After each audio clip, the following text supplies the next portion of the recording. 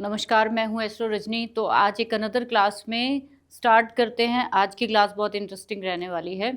उससे पहले आप सभी से रिक्वेस्ट है कि अगर आप फर्स्ट टाइम हमारे चैनल को देख रहे हो तो सब्सक्राइब कर लेना, लाइक भी कर देना अगर आपको अच्छा लगता है तो।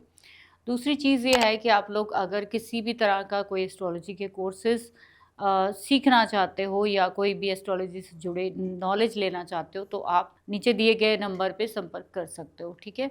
अभी अपकमिंग जो है बहुत सारे कोर्सेज़ जो है एलीट मेंबरशिप हमारी स्टार्ट होने जा रही है। आप चाहें तो उसको ज्वाइन करके बहुत सारी चीज़ें जो है प्रोफेशनल रूप से अपनी ज़िंदगी में ला सकते हो, ठीक है। नमस्कार, मैं हूँ एस्ट्रो रजनी। आप सभी के लिए एक बहुत ही इम्पॉर्टेंट इन्फॉर्मेशन है जो मैं आपको देना चाह रही हूँ, और जिसके बाद जो है आप लोग चाहें तो आप हमारे साथ जुड़ सकते हैं। सबसे पहली इन्फॉर्मेशन ये है कि आप लोग अगर चाहें तो हमारे साथ ज़ीरो टू हीरो एक एस्ट्रोलॉजी का एक ऐसा कोर्स है जिसको हम एलीट मेंबरशिप के नाम से जानते हैं। ये हमारा पहला बैच जो है ऑलमोस्ट ख़त्म हो चुका है और दूसरा बैच जो है हम लोग जल्दी शुरू करने वाले हैं। तो आप में से जो भी इसमें पार्टिसिपेट करना चाहते हैं और मेरे साथ ज़ीरो से सीखना चाहते हैं, यानी कि ये कोर्स उनके लिए है जो कि कुछ भी नहीं जानते हैं और फिर भी वो एंड तक जाके प्रेडिक्शन करके अपने आप को एक प्रोफेशनल बनाना चाहते हैं। बहुत टाइम से आप एस्ट्रोलॉजी सीख रहे हो फिर भी प्रेडिक्शन के मामले में अभी भी कमज़ोर हो, तो आप जुड़ सकते हो। ये बिगनर्स के लिए भी है और ये जो ऑलरेडी एस्ट्रोलॉजी जानते हैं उनके लिए भी है। तो सबसे पहले ये एलीट मेंबरशिप में आपको मिलेगा क्या, उसकी बात कर लेते हैं। तो 10+ जो एस्ट्रोलॉजी की ब्रांचेस या उसके कोर्सेज है जो मैं इसमें करवाने वाली हूँ। सबसे पहले वैदिक रहेगा, केपी, बीएनएन, और इसके अलावा जितनी भी प्रश्न एस्ट्रोलॉजी है और वास्तु है या फिर एस्ट्रो वास्तु है। इसके साथ साथ मैं कोशिश करूंगी इस बार न्यूमरोलॉजी के भी बहुत सारे सब्जेक्ट लेने वाले हैं हम लोग। तो 10+ कोर्सेज हैं जो कि मैं इस पे इंक्लूड करने वाली हूँ, और ये कोर्स जो है वो लगभग 6 से 7 महीने का रहेगा। आप अगर इसमें इन्वॉल्व होना चाहते हो, आप इसमें पार्टिसिपेट करना चाहते हो, तो आप दिए गए नंबर पे प्लीज़ कांटेक्ट करिए और मेरे साथ जो है वो अपनी जर्नी एस्ट्रोलॉजी की शुरू करके कंप्लीट कर सकते हो। और मेरे जैसे ही आप एक प्रोफेशनल बनकर अपनी फैमिली को, अपनी लाइफ को बेटर कर सकते हो। सिर्फ रिक्वेस्ट एक ही है कि इस कोर्स को अगर आप ज्वाइन करना चाहते हो तो सीरियस रहिए, मेहनत के लिए तैयार रहिए। मेरे पास पढ़ाने के लिए बहुत कुछ है, आपके पास सीखने के लिए बहुत कुछ होना चाहिए। जो लोग भी पहले बहुत कुछ सीख चुके हैं वो ये सोचकर करें कि मैं ज़ीरो से सीखूंगी, ना कि जो चीज़ें हमने सीख रखी हैं उसमें ये मिक्स एंड मैच करेंगे। तो हम लोग खाली घड़े को जो है जल्दी भर पाते हैं, बजाय कि भरे हुए घड़े में से फिर पानी और उलटता रहता है। तो जो भी एलीट मेंबरशिप के साथ जुड़ेंगे उनकी फैमिली की कंसल्टेशन, उनकी अपने करियर में जो भी चीज़ें रहेंगी, उनको सोशल मीडिया पे कैसे काम करना है, उनकी पर्सनल लाइफ में कैसे इंप्रूवमेंट करनी है, उनको प्रोफेशनल कैसे बनना है, या फिर उनको एक अप टू द मार्क एक अच्छा इंसान या अच्छा प्रोफेशनलिज्म कैसे इस फील्ड में करना है। मेरे जो 8 साल का एक्सपीरियंस है वो सारा का सारा आप लोगों को दूंगी। तो इसके साथ साथ आप लोगों से रिक्वेस्ट है वंस अगेन, जो भी एलीट मेंबरशिप को ज्वाइन करना चाहता है नीचे दिए गए नंबरों पे संपर्क करें। Thank you very much. तो आज की क्लास में क्या सीखने वाले हैं, सबसे पहले आपको बता दूं कि सबसे 2 प्लैनेट जो कि बहुत ज़्यादा, जिसके लिए दुनिया जो है वो मैं कहूँगी कि ऑब्सेस्ड है इन 2 प्लैनेट्स के रिगार्डिंग, वो है राहु और केतु, जिनको हम छाया ग्रह कहते हैं। तो सबसे पहले इनका 12 भाव में जो है फल कैसे देखा जाता है उसके बारे में देखते हैं। जैसे मैं हर बारी बोलती हूँ कि कोई भी प्लैनेट जो है वो ऐसे फल नहीं देता है कि बस वो जहाँ बैठा है वहीं पे फल दे दिया, नहीं। आपको उस प्लैनेट की कौन सी देखनी है, पहले आपको उसका राशि देखनी है, उसकी राशि देखनी है कि प्लैनेट किस राशि में बैठा हुआ है, ठीक है। फिर उससे भी पहले आपको भाव देखना है कि वो भाव कौन सा है, ठीक है। उसके बाद आपको 3rd लेवल पे जो है वो प्लैनेट उसमें ऐड करना है, राइट। फिर आपको इसकी प्रेडिक्शन समझ में आएगी। अभी एग्जाम्पल के साथ आपको बताती हूँ। तो सबसे पहले आपने देखा है कि मैंने 12 भावों में राहु को लिखा हुआ है और 12 ही भावों में जो है वो मैंने केतु को लिखा है। तो ये अपने अपने लेवल पर आपको उस भाव में क्या देते हैं, छोटी छोटी डिस्क्रिप्शन है, क्योंकि क्लासेस को ज़्यादा लंबा इसलिए नहीं खींचना चाहती मैं, क्योंकि आपको क्रक्स जो है अगर समझ आ जाता है, असेंस समझ आ जाता है, तो आप बाकी कहानी बाकी जो आप बहुत अच्छी स्टोरी खुद ही बना लोगे उसमें मुझे पता है कोई दिक्कत नहीं है। तो आप लोग उसको बहुत जल्दी समझ जाते हो, जब आपके कमेंट आते हो तो मुझे पता चल जाता है कि किस लेवल के स्टूडेंट हैं हमारे। तो आप लोगों को फिर भी अगर हमारी वीडियोस में कोई कमी लगती है किसी भी तरह की, आप इसमें इम्प्रूवमेंट चाहते हो, कोई भी सजेशन है, आप नीचे कमेंट में दिल खोल के दिया करो। बट एक जिसको कहते हैं मर्यादा के अंदर बात किया कीजिए, क्योंकि कई लोग मुझे जब कमेंट पर्सनल देते हैं, मतलब व्हाट्सएप पर, तो वो जिसको हम कहते हैं कि जैसे एक, मैं हमेशा अपने आप को सुधारने की कोशिश करती हूँ, अगर कोई कमी हो तो कोई मुझे समझाता है, लेकिन आपको भी वो कमी एक्सप्लेन करने का एक तरीका होता है। वो चीज़ आप मुझे बताएंगे तो मैं ज़रूर उसमें इम्प्रूवमेंट करूँगी, ठीक है। तो स्टार्ट करते हैं राहु से। राहु पहले भाव में बैठा है, वो पहला भाव तो हो गया आपका ये। उसके बाद आपकी राशि कौन सी है उस पर डिपेंड करेगा, और फिर ये राहु का नेचर कैसा है उस पर डिपेंड करेगा। तो राहु बेसिकली बहुत सारे वीडियोस हज़ारों लाखों अवेलेबल है, बहुत सारी आपने इसके बारे में कहानियाँ सुनी हैं, लेकिन मोटा मोटा 3 शब्दों से राहु को आपने पहचान लेना है कि राहु होते क्या है। एक तो ये आपको प्लैनेट जो है नॉलेजेबल, एक्स्ट्रा ऑर्डिनरी, और आपको ये आउट ऑफ द बॉक्स काम कराने वाला प्लैनेट है। इसको आम चीज़ें नहीं पसंद है, इसको ख़ास जो है वो चीज़ें अच्छी लगती हैं। दुनिया से हटके अगर कोई काम जब कोई व्यक्ति करता है तो वो राहु से ही जुड़ा हुआ होता है।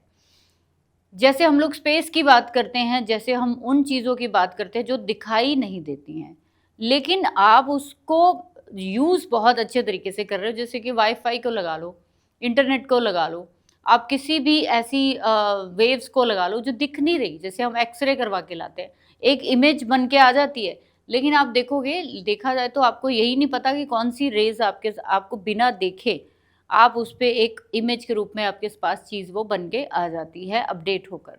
ये राहु ही है।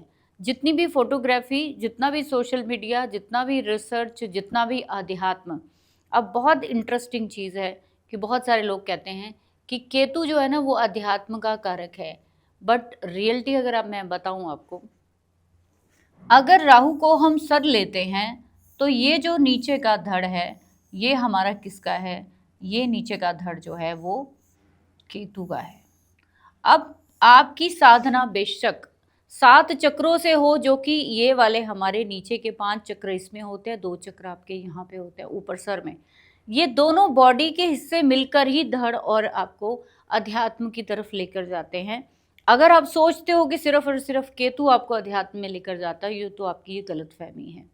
आप उच्च कोटि के जो अध्यात्म के जो गुरु है तब तक नहीं बन सकते जब तक राहु का आपके जीवन में प्रवेश पॉजिटिवली नहीं होता। जब आप किसी अनदर दुनिया में प्रवेश करते हो जहाँ पे जाना पॉसिबल ही नहीं है, जहाँ सिर्फ और सिर्फ एक तरीके से जा सकते हैं, वो है इमेजिनेशन, वो है आपकी ध्यान। और ये सब चीज़ें आपको कौन कराता है? आपको सुप्रीम लेवल पर लेकर कौन जाता है? वो राहु लेकर जाता है। इसीलिए राहु को मैं मानती हूँ कि अध्यात्म का इससे बड़ा कोई प्लैनेट नहीं है। आज के समय में अगर हम देखेंगे, छोटे छोटे बच्चे जिनके चार्ट में राहु बहुत अच्छी राशि में बैठे होते हैं, बहुत अच्छे भाव में बैठे होते हैं, बहुत अच्छे प्लैनेट से एस्पेक्ट होते हैं, छोटी उम्र में वो कोडिंग या सॉफ्टवेयर इंडस्ट्री या फिर एआई से जुड़े हुए काम वो कर रहे हैं। जैसे अभी भी मैं 2-3 दिन पहले एक वीडियो देख रही थी जिसमें मैंने देखा कि सिर्फ और सिर्फ 15 साल की लड़की है जिसने जो एआई की एक कंपनी जो है वो क्रिएट कर ली खुद। वो आज 90 लाख प्लस जो है वो पर एनम कमा रही है। आप सोच के देखिए ये कौन कराता है? ये राहु ही कराते हैं। तो आपके चार्ट में समझना ये है कि राहु आपके चार्ट में दे क्या रहा है, किस भाव में वो देना क्या चाहता है, ठीक है। तो चलिए स्टार्ट करते हैं। सबसे पहले पहले भाव में वो क्या देना चाहता है? वो आपको दुनिया से अलग पर्सनैलिटी बनाना चाहता है। आपकी जो सोच है, जो आपकी सोच का दायरा है, वो आम दुनिया से हटके है। आपको वो नहीं चाहिए जो दुनिया को चाहिए। आपको अपने आप को बिल्कुल अलग रखना है। अब एक बड़ी इंटरेस्टिंग चीज़ और बताती हूँ। जितने भी राहु लगन में लेकर बैठे हैं, आपके 2nd हाउस में लेकर बैठे हैं, 12th हाउस में लेकर बैठे हैं, उनके सर के ऊपर यहाँ पे आपको वी का निशान मिलेगा। जैसे एक सांप का निशान आपने देखा होगा, उनके माथे में, बालों में ना ऐसा वी निशान बनता होगा छोटा सा। चेक करके मुझे बताना आप। चेक करना जिनके भी है, मिलेगा आपको।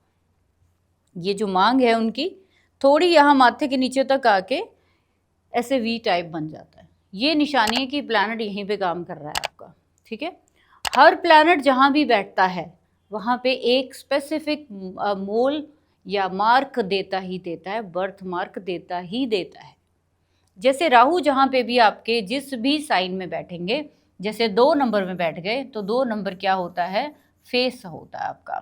तो ये फेस पर कोई ना कोई मोल या निशान या बर्थ मार्क या किसी भी तरह का कोई चेचक का निशान ही चाहे कोई क्यों ना रह जाए, आपको कोई ना कोई मार्क फेस पर मिलना ही मिलना है। ये फैक्टर क्या दिखाता है कि ये जो प्लैनेट हैं ये नैसर्गिक ही, इनको हम जैसे 2 कैटेगरी में प्लैनेट्स को बांटते हैं। हम लोग कहते हैं कि राहु, केतु, शनि, मंगल, सूर्य, ये प्लैनेट 2 जो हैं ये क्रूर प्लैनेट में आते हैं, ये पाप में नहीं आते, क्रूर प्लैनेट में आते हैं। ये 3 प्लैनेट जो है ये पाप में आते हैं, इनको पापी बोलते हैं हम लोग। इनका काम क्या है, इनका काम है आपने जो गलत किया है उसकी पनिशमेंट आपको ला के देना। 3 तरह के जो हमारे कर्म हैं, जो हम फिक्स लेकर आते हैं, जो फिक्स कर रहे हैं हम लोग उसको तैयार कर रहे हैं, और एक वो जो हम फ्यूचर के लिए क्रिएट कर रहे हैं, क्रियमान जो प्रेजेंट में। तो 3 तरह के ही कर्म हैं हमारे। अब ये आप जब कर्मास को देखोगे, अपनी थ्योरी को देखोगे, इन सब का जो 360 घुमा के आपके पास लाना, ये राहु केतु का काम है। तो इन दोनों को अलग अलग गिनना तो महामूर्खता है, दोनों एक दूसरे के साथ काम करते हैं। अगर आपके राहु महाराज फर्स्ट हाउस में आएंगे तो केतु आपके यहाँ पे आ जाएंगे। तो राहु यहाँ पे आउट ऑफ द बॉक्स देंगे तो कहीं ना कहीं वो आपके पार्टनर से आपको धीरे धीरे धीरे पहले ऑब्सेस्ड करेंगे, फिर धीरे धीरे डिटैच कर देंगे। राहु फर्स्ट हाउस में है, आपको हमेशा ये ध्यान रखना चाहिए कि आपको जब ज़्यादा सर में जो है वो गर्मी नहीं जानी चाहिए। इन लोगों को कहीं ना कहीं अपने सर के ऊपर जितना ज़्यादा ये गुस्सा करेंगे, जैसे लाल किताब में ना एक रेमेडी देखी मैंने 10वें घर में, राहु है तो जी सर पे जो है वो कैप रखिए या पगड़ी रखिए। तो पुराने समय में तो पगड़ियाँ वैसे ही सब रखते थे, सब बिना पगड़ी के कोई रहता ही नहीं था, चाहे किसी भी धर्म का कोई व्यक्ति होता तो सर पे पगड़ी होती थी।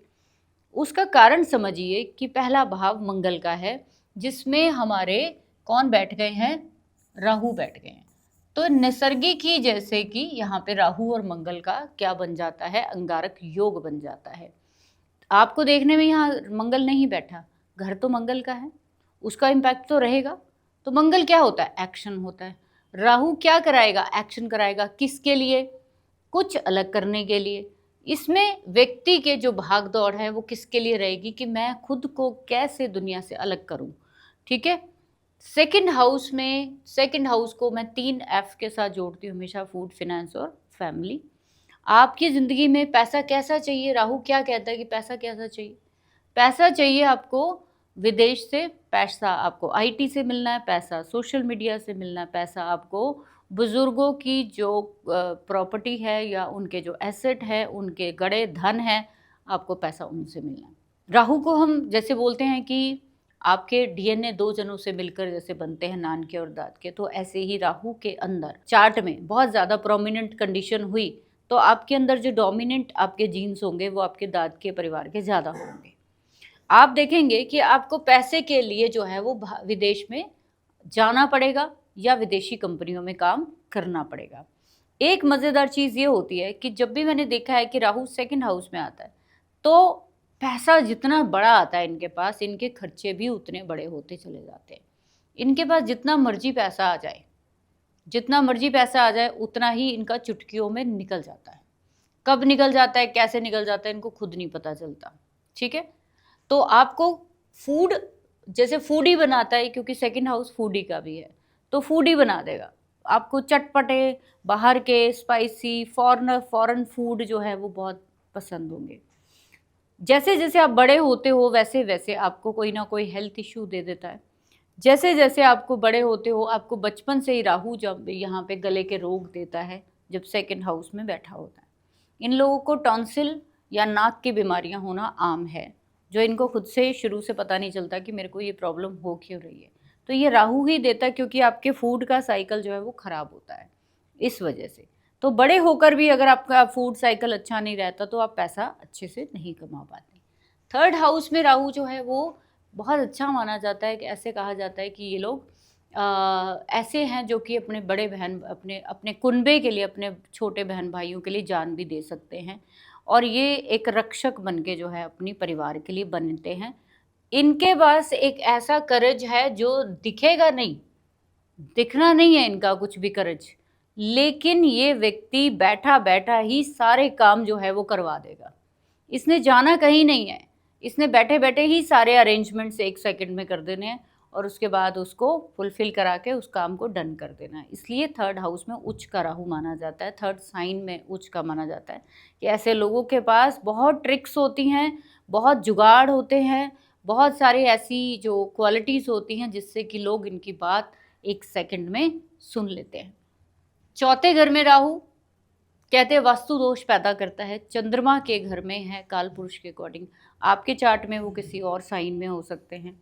प्लैनेट यही 9 है, भाव यही है, 12 राशियां यही हैं, उनके इंटरप्रिटेशन भी वही है, सिर्फ आपको उसको जोड़ना है एक चेन सिस्टम की तरह। चौथे घर में राहु आपको घर में एक बेचैनी देता है, वास्तु दोष डेफिनेट देता है, लेकिन आपको वो वास्तु दोष की वजह से देश विदेश में घूमने का मौका मिलता है। पॉजिटिव साइड ये है। इन लोगों को बहुत ज़्यादा प्रॉपर्टी इकट्ठी करने का या अपना घर जैसे राहु 4 वालों के ज़्यादातर मैंने जब वास्तु विजिट्स की हैं तो उनके घर का गेट जो होता है वो काफ़ी बड़ा होता है। इन लोगों को छोटा गेट पसंद नहीं होता, नॉर्मल गेट से काफ़ी बड़ा गेट चाहिए इनको। बाहर जो है काफ़ी खाली जगह मिलेगी इनके घर के बाहर आपको, वैसा कुछ चाहिए कि मतलब कोई बंदा आए ना तो मेरे घर को देखे तो वो कहे कि ये कैसे किया इस बंदे ने।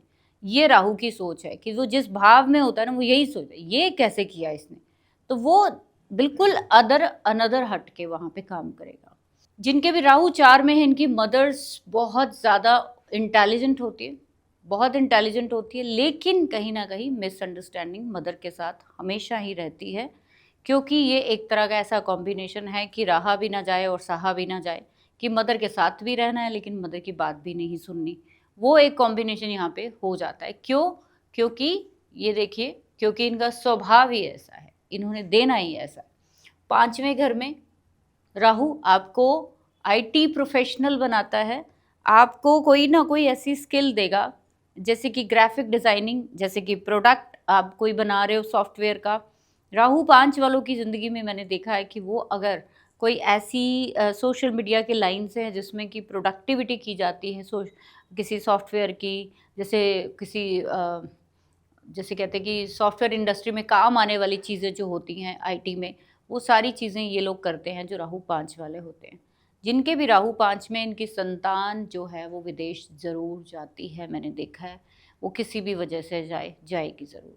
ठीक, आपके अंदर जो स्किल होगी वो राहु से जुड़ी हुई होगी, आपके एजुकेशन, आपका जो एरिया होगा वो राहु से जुड़ा होगा। इवन कि मैं कहती हूँ अगर गोचर में भी राहु आपके 5वें घर में आ जाए तो फटाफट अपनी एडमिशन किसी ना किसी सोशल मीडिया या डिजिटल मार्केटिंग या सॉफ्टवेयर से या कोडिंग से या किसी भी तरह के ऐसे कोर्स में आप अपने आप को इन्वॉल्व ज़रूर करिए, आपको बहुत फ़ायदा होगा उसका आने वाले समय में। 6ठे घर में राहु बहुत अच्छा माना जाता है, इसको घर को क्या बोलते हैं हम, रोग, ऋण और शत्रु को। राहु यहाँ बैठकर कोई रोग, ऋण, शत्रु रहने नहीं देता, पहली बात तो। और मैंने हमेशा ये देखा है, ये पढ़ा है कि राहु को हम माया बोलते हैं, भ्रम बोलते हैं, राहु और केतु को भ्रम बोलते हैं कि जहाँ ये होता है वहाँ भ्रम होता है। आपको ना 6ठे घर में जब राहु होता है ऐसा भ्रम होता है हमेशा कि मेरे बहुत सारे दुश्मन हैं, मेरी जॉब को कोई छीन ना ले। आप इन चीज़ों के लिए बहुत प्रिपेयर रहते हो, हमेशा अपनी चीज़ों को हमेशा सिक्योर करके चलते हो। इसीलिए राहु 6 वाले लोग भी हमेशा ज़्यादातर मैंने देखा है फ़ॉरेन जाने की कोशिश करते हैं, अपने बर्थ प्लेस से कहीं दूर चले जाते हैं और वहाँ पे जाके वो अपनी जॉब या अपना पूरा एनवायरनमेंट ही चेंज कर देते हैं। क्योंकि वो अपने अगर बर्थ प्लेस पे रहकर देखते हैं तो उनको वो जो जॉब चाहिए अनदर लेवल की, आउट ऑफ द बॉक्स वो काम नहीं मिलता, वो परेशान रहते हैं। तो उनको जो फिक्स काम चाहिए, जो उनको उसमें एक अपलिफ्टमेंट चाहिए, वो नहीं मिलती। ठीक, 7वें घर में राहु हो जाता है तो वो दिखाता है व्यापार, तो आपको फॉरेन ले जाने वाला 7वां घर भी है, तो जिनके भी 7वां घर जो है वो जब राहु होता है तो कभी ना कभी ये फॉरेन ज़रूर जाते, चाहे घूमने ही जाएँ। पार्टनरशिप बहुत सारी मल्टीपल लेवल पे होती है इनकी, एक पार्टनरशिप नहीं होती है, कई लोगों से पार्टनरशिप्स जो है वो बनती हैं इनकी। वो अलग चीज़ है कि लॉस होगा या फ़ायदा होगा, वो राशि पे, एस्पेक्ट पे बहुत सारी चीज़ें डिपेंड करती है। अब मोटी-मोटी बात कर रहे हैं हम लोग। 7वें घर में मैंने हमेशा बोला राहु है तो आपका पार्टनर आपका ऐसा होना चाहिए जो कि नॉलेजेबल हो, आपकी अपडेटेड रहता हो आपके साथ। ये नहीं कि पुराने विचारों का आपका जो पार्टनर है वो नहीं चलेगा। आपको नए विचारों का पार्टनर चाहिए जो कि आपके साथ कदम से कदम मिला के चले, तो ये बात बनेगी, नहीं तो ये शादी, ब्याह, पार्टनरशिप नहीं चलने देगा। 8वें घर में राहु, 8वां घर जो होता है वो होता है लॉटरी का, सट्टे का, इनहेरिटेंस का या फिर हिडन आपके एनिमीज का।